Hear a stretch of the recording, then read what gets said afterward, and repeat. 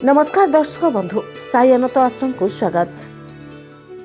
मंगलवार को बजरंगबाली हनुमान जी उद्देश्य रे समर्पित दिन भाव विवेचना करा जाए। एक धार्मिक विश्वास अछि जे हनुमान चालीसा पाठ करने द्वारा व्यक्ति जीवन में आश्चर्यजनक फल मिलता है। तुलसीदास द्वारा रचित हनुमान चालीसा पाठ करने बहुत लाभदायक बोली विवेचना करा जाए।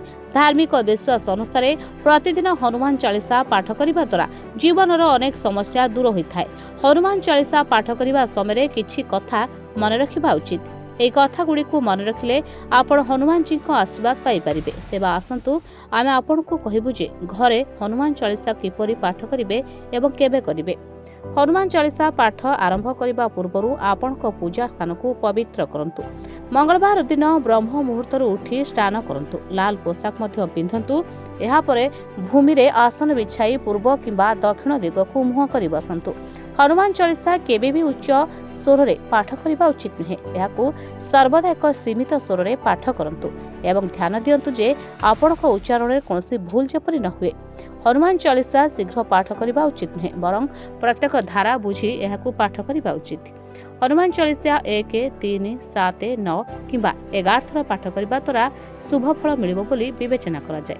ବିଶ୍ୱାସ କରାଯାଏ 7 କିମ୍ବା 21 ଦିନ ପର୍ଯ୍ୟନ୍ତ ନିରନ୍ତର ହନୁମାନ ଚାଳିଶା ପାଠ କରିବା ଦ୍ୱାରା ବ୍ୟକ୍ତିର ସମସ୍ତ ଇଚ୍ଛା ପୂରଣ ହୋଇଥାଏ।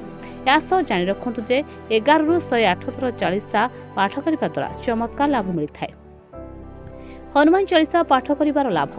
ହନୁମାନ ଚାଳିଶା ପାଠ କରିବା ଦ୍ୱାରା ଶକ୍ତି, ବୁଦ୍ଧି, ଜ୍ଞାନ ଏବଂ ଆଧ୍ୟାତ୍ମିକ ଶକ୍ତି ବଢ଼ିଥାଏ। ଭୟ ଏବଂ ଚାପ ଦୂର ହୋଇଥାଏ। ସମସ୍ତ ପ୍ରକାର ରୋଗ ମଧ୍ୟ ଭଲ ହୋଇଯାଏ। ନକାରାତ୍ମକ ଶକ୍ତି ଦୂର ହେବା ସହ ସକାରାତ୍ମକ ଶକ୍ତି ବ୍ୟକ୍ତିକୁ ଦୀର୍ଘାୟୁ କରିଥାଏ। ଧନ୍ୟବାଦ।